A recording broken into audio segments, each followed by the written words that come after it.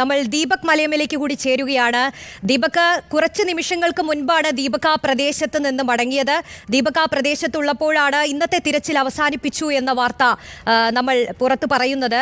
ഈ thermal scanner വഴി ഈ താപനില കുറയുമ്പോൾ, പ്രത്യേകിച്ച് തണുപ്പുള്ള ഒരു സമയമായിരിക്കും രാത്രി, അതിനാൽ ഈ തെർമൽ സ്കാനർ വഴിയുള്ള ഒരു പരിശോധന രാത്രിയിൽ നടത്താമെന്നാണ് നമ്മൾ നേരത്തെയൊക്കെ അറിഞ്ഞിരുന്നത്. വൈകുന്നേരത്തോടു കൂടിയൊക്കെ രാത്രിയും പരിശോധന ഉണ്ടാവുമെന്ന വിവരങ്ങളാണ് നമ്മൾ പുറത്തുവിട്ടിരുന്നത്. പക്ഷേ എന്തുകൊണ്ടാണ് ഇത്തരത്തിൽ ഈ താപനില കുറഞ്ഞപ്പോഴും പരിശോധന നടക്കാതിരുന്നത് ദീപക്?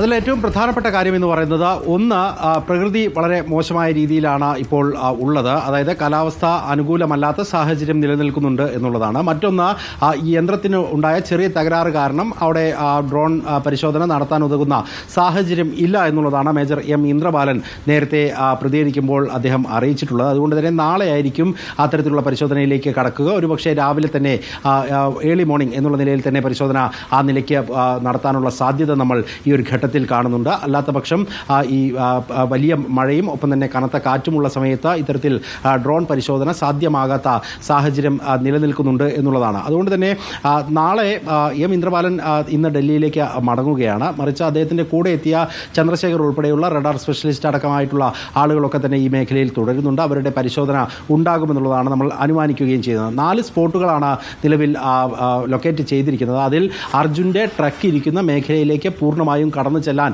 കഴിയാത്ത സ്ഥിതിവിശേഷമുണ്ട്. നേരത്തെ അഭിലാഷ് സൂചിപ്പിച്ചതുപോലെ 2 knots വരെയാണ് ഒരു ഡൈവർക്ക് കൃത്യമായി ആ നദിയിലേക്ക് മുങ്ങാങ്കുഴിയിട്ട് പോകാൻ കഴിയുന്ന സാഹചര്യമുള്ളത്. പക്ഷേ നിലവിൽ ഗംഗാവലിയിലെ സാഹചര്യം എന്ന് പറയുന്നത് 6 to 8 knots വരെയാണ് അടിയൊഴുക്കെന്ന് പറയുന്നത്. അതുകൊണ്ട് തന്നെ കൃത്യമായി ഈ ലോഹ പാർട്ടുകൾ ലൊക്കേറ്റ് ചെയ്തിരിക്കുന്ന, അല്ലെങ്കിൽ അർജുൻ്റെ വാഹനം ഉൾപ്പെടെ ലൊക്കേറ്റ് ചെയ്തിരിക്കുന്ന ആ മേഖലയിൽ ഡിങ്കി ബോട്ടുകൾ ഉറപ്പിച്ച് നിർത്താനോ അവിടെ നിന്നും താഴേക്ക് മുങ്ങാങ്കുഴിയിട്ട് പോകാനോ കഴിയാത്ത സാഹചര്യം ഉണ്ട് എന്നുള്ളതാണ്. ഇന്ന് കനത്ത മഴ പ്രദേശത്ത് പെയ്യുന്നുണ്ടായിരുന്നു. നമ്മൾ അല്പസമയം മുൻപ് അവിടെ വിട്ടു പോരുമ്പോൾ പോലും കനത്ത മഴയാണ് മേഖലയിലുള്ളത്. ഒപ്പം തന്നെ ഓറഞ്ച് അലർട്ട് നിലനിൽക്കുന്നുണ്ട്. നാളെയും സമാനമായ രീതിയിൽ ഓറഞ്ച് അലർട്ടാണ് എന്നുള്ളതാണ് നമുക്ക് ലഭിക്കുന്ന വിവരം. അങ്ങനെയെങ്കിൽ പൂർണ്ണമായും ഇന്നത്തേതിന് സമാനമായ രീതിയിൽ മഴയുണ്ടാകാനുള്ള സാധ്യതയുണ്ട്. ഇന്ന് രാവിലെ മുതൽ ഏതാണ്ട് 11 മണി വരെ കനത്ത മഴയായിരുന്നു. പിന്നീട് ഒരു 4 മണിക്കൂർ 5 മണിക്കൂർ സമയം ഏറ്റവും അനുകൂലമായ സാഹചര്യം രൂപപ്പെടുകയും ചെയ്തു. ആ സമയത്താണ് ഇന്ന് ഏറ്റവും കൂടുതൽ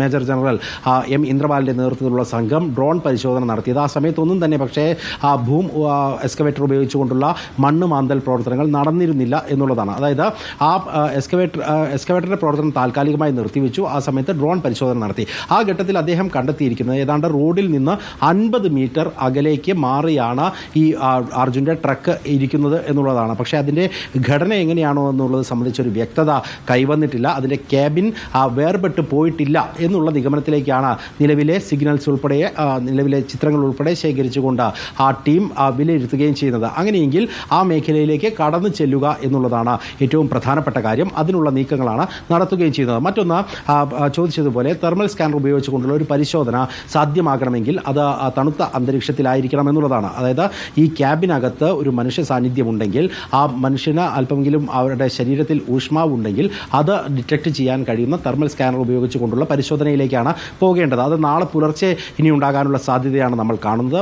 പൊതുവെ തണുത്ത അന്തരീക്ഷമായതുകൊണ്ട് മഴ മാറി നിൽക്കുകയുമാണെങ്കിൽ അത്തരത്തിൽ പരിശോധന ഉണ്ടാകും. അങ്ങനെ ആ ക്യാബിനകത്ത് ഒരു മനുഷ്യ സാന്നിധ്യമുണ്ട് എന്ന് സ്ഥിരീകരിക്കുകയാണെങ്കിൽ കൃത്യമായി അവിടേക്ക് ഡൈവ് ചെയ്തെത്താനുള്ള നീക്കങ്ങൾ നേവിയുടെ ഭാഗത്തു നിന്ന് ഉണ്ടാകണം. പക്ഷേ ഇന്ന് വൈകിട്ട് പോലും ഈ സംഘം മാധ്യമങ്ങളെ കാണുമ്പോൾ പറയുന്നത് നേവി സംഘത്തിന് പൂർണ്ണമായും വിട്ടുകൊടുത്തിരിക്കുകയാണ്. അതായത് ഈ ഗംഗാവലിയിലെ അടിയൊഴുക്ക് ഏത് നിലയിലാണ് ഉള്ളത് എന്നുള്ളത് സംബന്ധിച്ച് നേവി കൃത്യമായി നിരീക്ഷിക്കുന്നുണ്ട്.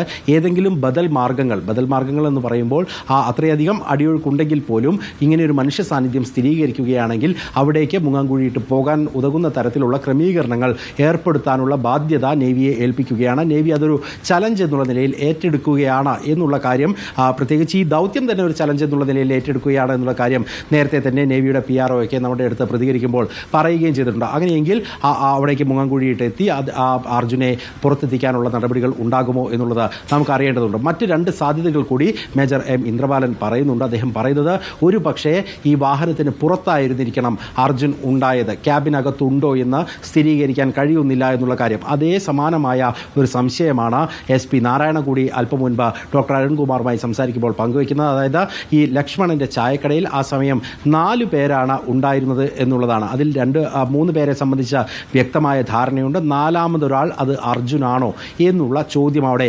അവശേഷിക്കുകയും ചെയ്യുന്നുണ്ട്. അതിൻ്റെ കൂടി ഭാഗമായാണ് ലക്ഷ്മണന്റെ തട്ടുകട ഉണ്ടായിരുന്നതിൻ്റെ തൊട്ട് താഴ്ഭാഗത്ത് ഈ ഭൂം എക്സ്കവേറ്റർ ഉപയോഗിച്ചുകൊണ്ടുള്ള പരിശോധന ഏതാണ്ട് 9:30 മണി വരെ നീളുന്ന സാഹചര്യമുണ്ടായത്. പക്ഷേ ആ മേഖലയിൽ ഇപ്പോഴും കനത്ത മഴ പെയ്യുന്നുണ്ട്. അവിടെ മണ്ണിടിച്ചിലിനുള്ള സാധ്യത ഇപ്പോഴും പ്രവചിക്കപ്പെട്ട ഇടമാണ്. നേരത്തെ മണ്ണിടിഞ്ഞു വന്ന ആ മേഖലയിൽ നിന്ന് കുഞ്ഞ് അരുവികൾ രൂപപ്പെട്ടത് നമ്മൾ കണ്ടിട്ടുള്ളതാണ്. അങ്ങനെ വലിയ ജലം ഒഴുകി വരികയും അതിനൊരു പ്രത്യേക പാത്ത് രൂപീകരിച്ച് അതിനെ ഗംഗാവാലിയിലേക്ക് ഒഴുക്കി കളയുകയും ഒക്കെ ചെയ്യുന്ന പ്രവൃത്തികൾ നമ്മൾ കണ്ടതാണ്. ഏറെ ദുഷ്കരമായ ദൗത്യമാണ് പുരോഗമിക്കുന്നത്. പക്ഷേ നമ്മളെല്ലാം ആഗ്രഹിച്ചതുപോലെ ഇന്ന് ഒരു റിസൾട്ട് ഉണ്ടാകുമെന്ന് നമ്മൾ ആഗ്രഹിച്ചിരുന്നു, പ്രതീക്ഷിച്ചിരുന്നു. പക്ഷേ അത് പൂർണ്ണ തോതിൽ സാധ്യമായില്ല എന്നുള്ളതാണ്. 11ാം ദിനത്തിലേക്ക് കടക്കുമ്പോഴും അല്പമെങ്കിലും പ്രതീക്ഷ കൂടെ ചേർത്തുകൊണ്ട് തന്നെ നമ്മൾ നിൽക്കേണ്ടതുണ്ട്. ഈ ദൗത്യത്തിന്റെ ഭാഗമായി നിൽക്കേണ്ടതുണ്ട്. അർജുനെ തിരികെ എത്തിക്കാൻ കഴിയുമെന്നുള്ള ശുഭാപ്തി വിശ്വാസം വെച്ച് പറഞ്ഞതിലൊരു പ്രധാനപ്പെട്ട കാര്യം എന്ന് പറയുന്നത് ഏറെ ദുഷ്കരമാണ് ഇനിയുള്ള ദിവസങ്ങളും എന്നുള്ളതാണ്. ഇന്നിപ്പോൾ ജില്ലാ കളക്ടർ പറയുന്ന ഒരു പ്രധാനപ്പെട്ട കാര്യം, അതായത് കാലാവസ്ഥ പ്രതികൂലമാവുകയാണെങ്കിൽ ഇനിയുള്ള ദിവസങ്ങളിലും ഈ ദൗത്യത്തെ സംബന്ധിച്ച് ഏറെ നിർണായകമാണ് എന്ന് കളക്ടർ പറയുന്നുണ്ട് നേരത്തെ. അപ്പോൾ നാളെയും ഇത്തരത്തിൽ അടിയൊഴുക്ക്, ഈ പറയുന്ന മഴ, കാറ്റ്, അങ്ങനെ കാലാവസ്ഥ പ്രതികൂലമായാൽ നാളെയും ഇതെങ്ങനെ നടക്കുമെന്നുള്ള പ്രതീക്ഷയാണ് നമുക്കുള്ളത്. പ്രത്യേകിച്ച് ഈ ഡ്രഡ്ജിങ് നടക്കണമെങ്കിൽ തന്നെ, അതായത് ഈ അടിയൊഴുക്ക് കുറയ്ക്കുന്ന ഡ്രഡ്ജിങ് നടക്കണമെങ്കിൽ തന്നെ കാലാവസ്ഥ അനുകൂലമായി വരണം. അപ്പോൾ മറ്റ് ഈ പറയുന്ന കാലാവസ്ഥ മോശമായാൽ ഇനി മറ്റൊരു വഴി നമുക്ക് മുന്നിലില്ല എന്ന് ജില്ലാ കളക്ടർ പറയുകയാണ്. അപ്പോൾ ഇനിയുള്ള ദിവസങ്ങളിൽ ഒരു പ്രതീക്ഷ യഥാർത്ഥത്തിൽ എന്താണ്? ഇപ്പോഴുള്ളൊരു സാധ്യത എന്ന് പറയുന്നത് 2 ബൂം എക്സ്കവേറ്റേഴ്സ് ആ മേഖലയിലേക്ക് എത്തിച്ചിട്ടുണ്ട്. അതുപയോഗിച്ചുകൊണ്ട് പുഴയുടെ താഴ്വാരത്തേക്ക് വീണ് കിടക്കുന്ന ആ മണ്ണ് അല്പമെങ്കിലും ഇളക്കി നീക്കി അവിടേക്ക് സുഗമമായ ഒരു ഒഴുക്ക് ഉണ്ടാക്കിയെടുക്കുക എന്നുള്ളത് മാത്രമാണ്. ഗംഗാവലിയെ സംബന്ധിച്ച് അതെപ്പോഴും രൗദ്രഭാവത്തിലേക്ക് പോകാൻ ഉതകുന്ന തരത്തിൽ സ്വഭാവമുള്ള ഒരു നദിയാണ്. നമ്മൾ പൊതുവെ കേരളത്തിൽ മലയാളികൾ കണ്ടു ശീലിച്ച നദികൾക്ക് അപ്പുറത്തേക്കാണ് അതിൻ്റെ കാഴ്ച. അത് കണ്ടപ്പോൾ എനിക്ക് ബോധ്യപ്പെട്ടത്. കാരണം പലയിടങ്ങളിലും 300 മുതൽ 500 മീറ്റർ വരെ ഒരു പരപ്പുള്ള നദിയാണ്. ഒപ്പം തന്നെ അതിൻ്റെ ആഴം പലയിടങ്ങളിലും 20-25 അടിയോളം താഴ്ചയിലേക്ക് പോകുന്നു എന്നുള്ളതാണ്. ഒപ്പം തന്നെ ഹുബ്ലിയിൽ നിന്ന് ആരംഭിച്ച് അത് വനാതിർത്തികളിലൂടെയൊക്കെ കടന്നിട്ടാണ് വരുന്നത്. വനമേഖലയിൽ ഉണ്ടാകുന്ന മഴ പോലും ഈ നദിയിലെ ഒഴുക്കിനെ കാര്യമായി ബാധിക്കുമെന്നുള്ളതാണ്. അതുകൊണ്ട് തന്നെ ഇപ്പോൾ നമ്മൾ ദൃശ്യങ്ങളിലൊക്കെ കണ്ടിട്ടുണ്ടാകും, ഈ മണ്ണൊലിപ്പ് നടന്ന പ്രദേശത്ത് നദിയുടെ നടുവിലായിക്കൊണ്ട് ഏതാണ്ട് 3ഓളം മൺതിട്ടകൾ രൂപപ്പെടുന്ന സാഹചര്യം ഉണ്ടായിട്ടുണ്ട്.